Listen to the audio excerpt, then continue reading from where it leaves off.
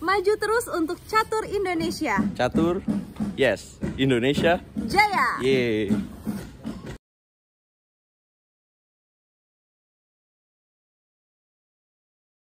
Halo sobat pencinta catur Indonesia, welcome back to Errol Chess. Teman-teman, rasanya kita belum bisa move on ya, belum bisa melupakan bagaimana perjuangan dari atlet catur Indonesia di ajang ke-31 SEA Games di Vietnam 2022 ini. Dan iya, untuk mengingatkan kembali ya, karena aku masih terkenang banget dengan permainan para pecatur Indonesia di Vietnam ini, aku ajak kalian sobat pencinta catur untuk menyaksikan salah satu partai terbaik dari andalan putri Indonesia, yaitu Women International Master Umi Visabilillah. Nah, Umi ini penting banget ya di SEA Games Vietnam 2022 ini. Mengapa saya katakan peran Umi penting? Ya karena bisa dikatakan dia meraih 2 medali emas di 2 nomor beregu, teman-teman. Berpasangan dengan Medina, dia meraih emas di beregu catur cepat putri, dan berpasangan dengan Chelsea Monica di nomor beregu catur kilat putri, dia juga mendapatkan emas. Jadi kita akan lihat salah satu partai terbaik dari Umi ketika berhadapan dengan pecatur kuat di kategori putri dari Filipina, Women FIDE Master Mendoza Sania Mai. Mendoza pegang buah putih, Umi pegang buah hitam. Mendoza memulai dengan E4 dan dijawab Umi G6. Nah, Umi ini biasanya andalannya ya bermain dengan pembukaan Prancis dan pembukaan ini nih teman-teman, modern. Dengan ciri khas memplot gajah ke petak G7. Dan bagaimana sih karakteristik pembukaan ini? Ya, karakteristik dari pembukaan ini adalah kekuatan dari gajah fianchetto-nya ini nih teman-teman. Dan kemudian hitam menyerang dari sayap menteri teman-teman. Makanya memungkinkan terjadinya opposite castle dari dua pemain. Nah, ini akan seru kalau misalkan putih ambil rokade panjang. Langsung saja kita bahas. Setelah G6, putih jawab D4, kemudian Umi gajah G7. Mendoza kuda C3. Kemudian C6 dilakukan oleh Umi. Kalau Umi jalan D6, ini bisa bertransformasi ke pembukaan proc defense atau pembukaan modern. Nah, dengan pilihan C6 ini, maka Umi pilih menyerang langsung dengan sayap menteri dan bisa setup D5 untuk melemahkan pion E4 dan memberikan ruang di petak F5 untuk kuda hitamnya seperti ini. Kuda F3 putih, hitam D5. Putih H3 mencegah gajah G4. Nah, setup yang dimainkan oleh Mendoza dengan pilihan H3 ini maka bermain dengan rokade pendek, yaitu gajah ke petak E2, gajah E3, dan rokade pendek kemudian E5. Kalau dia mau rokade panjang, biasanya tidak melakukan H3, tapi langsung gajah E3 dan tanpa perlu mengeluarkan kuda F3, biasanya F3 dan menteri D2. Oke, pion D makan E4, kuda E4, dan Umi kuda F6. Kemudian putih gajah D3, rokade pendek hitam, dan menteri E2. Kemudian Umi menjalankan kuda B D7, putih gajah D2, dan menteri C7 Umi lakukan. Tujuannya apa? Ya, tujuan dari menteri C7 adalah cover petak F4. Nanti dia akan bisa setup seperti ini, teman-teman. Oke, kemudian rokade panjang dilakukan Mendoza dan Umi pilih A5.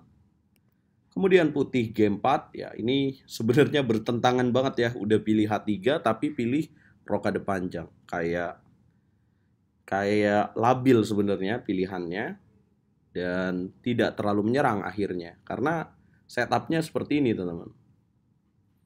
Kemudian Umi pilih kuda D5 dan raja B1 dan masuk kuda F4. Nah, ini cerdik banget Umi, menghilangkan gajah gelap, gajah pukul gajah, gajah pukul kuda, kemudian menteri makan gajah. Nah, bagaimana jika putih menolak, guys?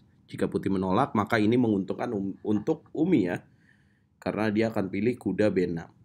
Kudanya akan tetap stay di sini karena gajahnya pasti kena sini dan akan menyerang dari sayap menteri. Pasif banget lah permainan putih seperti ini.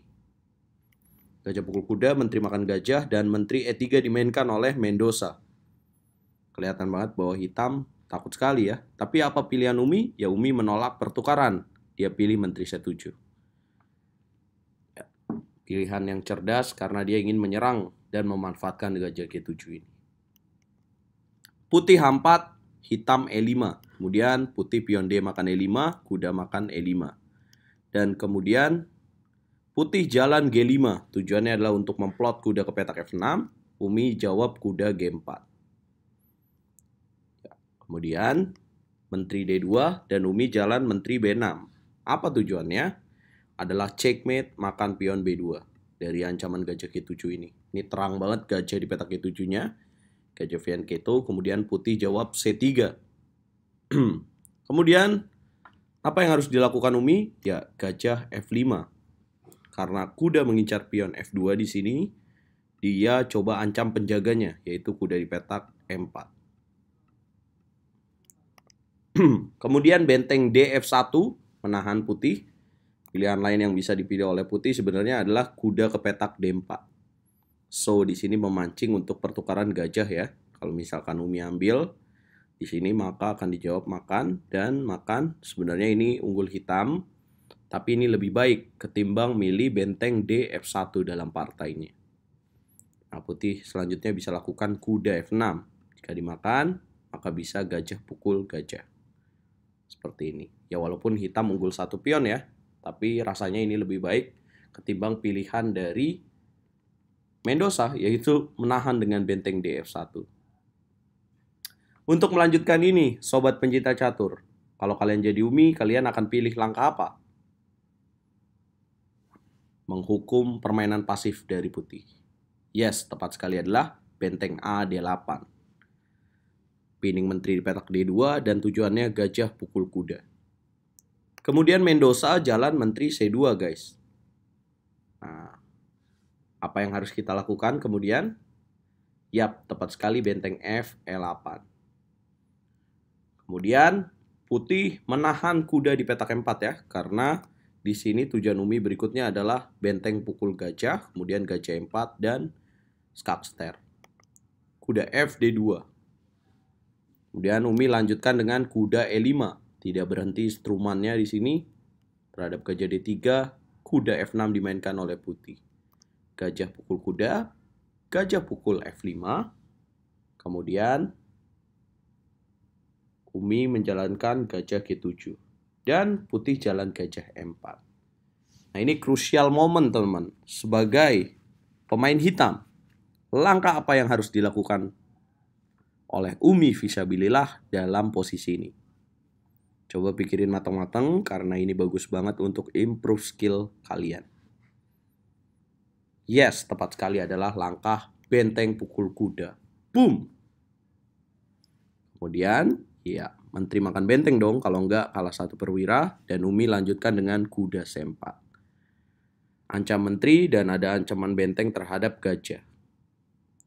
Harus seperti apa meresponnya? Jika melakukan menteri D3, maka ada checkmate menteri B2.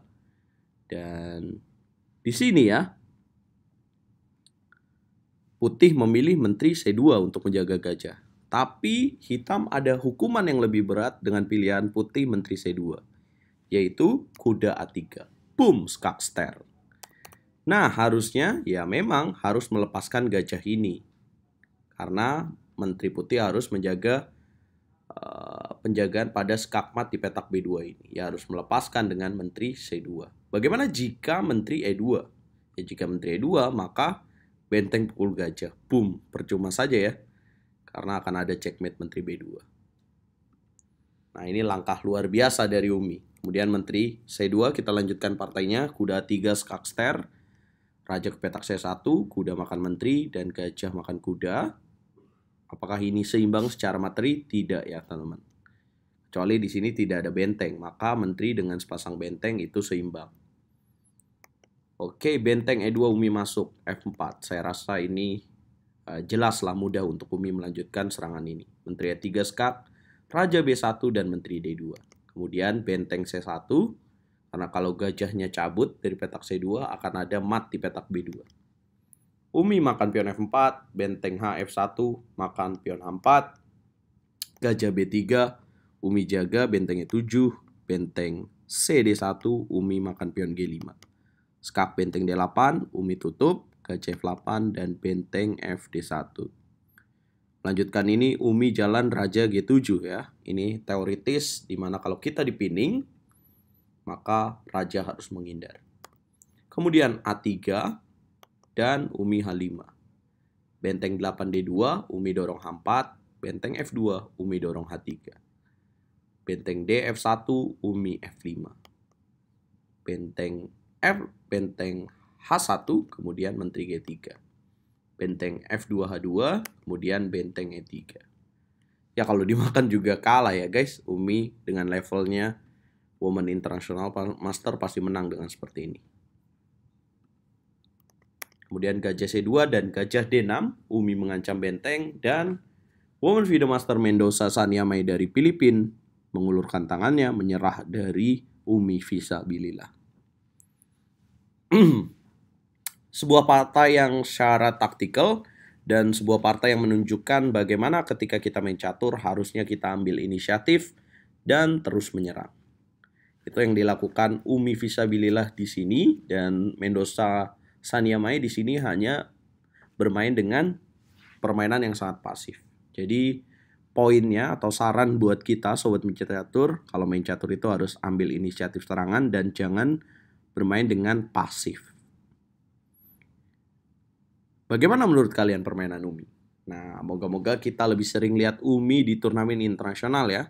Dan Umi terus meningkatkan prestasinya pastinya karena dia luar biasa sekali di SEA Games Vietnam ini.